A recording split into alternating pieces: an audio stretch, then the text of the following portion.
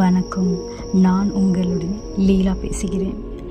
ஆவிகளுடன் பேசுவது எப்படி என்ற தலைப்பில் ஒய்ஜா போர்ட் செய்முறையை பார்ப்போம்.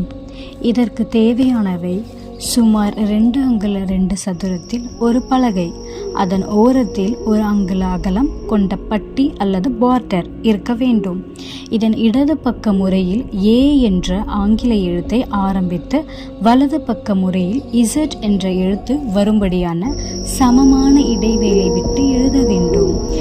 2x2க்கு குறைவாக போர்டு இருந்தால் கிண்ணம் எந்த எழுத்தை தொடுகிறது என்று விளங்காமல் குழப்பம் ஏற்பட நிறைய வாய்ப்புகள் உள்ளன. கீழ்ப்பக்கத்தில் 1 முதல் 9 பிறகு 0 என்ற எண்களை எழுத வேண்டும். பலகையில் நடுவில் S/No என்று எழுதப்பட வேண்டும். இந்நூல் ஆசிரியருக்கும் இம்மைய மற்ற உறுப்பினருக்கும் பல மையங்களில் பல வகையான ஒய்ஜா போர்டுகளை பார்க்க சந்தர்ப்பங்கள் கிடைத்தன. அவை யாவும் இந்நூலில் உள்ள போல் இல்லாமல் மாறுபட்டு இருக்கிறது. அதாவது தவறான அமைப்புடன் ஒய்ஜா போர்டு ஆகும். ஜப்பானை போன்ற இந்தியாவில் ஒய்ஜா போர்டுகள் கடைகளில் விற்பனைக்கு கிடைப்பது இல்லை.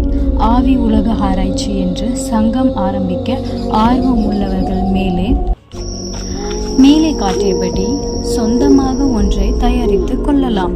பிளைவுட் பலகை மீது ஏதாவது ஒரு வெளிர் நிறத்தில் சன்மைக்கா பதிக்க வேண்டும். அப்பொழுது தான் கிண்ணம் தடங்கள் இன்றி நகர வழவழப்பு கிடைக்கும். அடுத்து இந்த பலகையின் மீது தட்டு தடங்கள் இல்லாமல் ஓடக்கூடிய ஒரு சிறிய கிண்ணம் தேவை. சுமார் 1.25 விட்டம் உள்ளதாக அது இருப்பின் மிக வசதியாக இருக்கும். சரி, இப்பொழுது ஒய்ஜா போர்ட் தயாராகிவிட்டது. அடுத்து தேவையானவைகளை நாம் அடுத்த வீடியோவில் பார்ப்போம்.